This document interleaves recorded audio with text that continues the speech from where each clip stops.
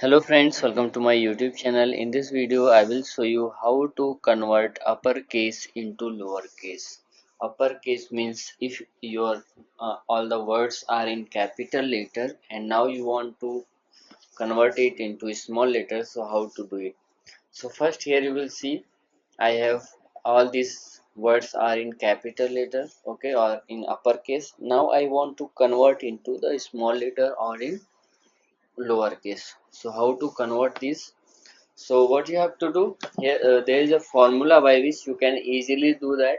Okay, so what you have to do, you have to just click on equals to button.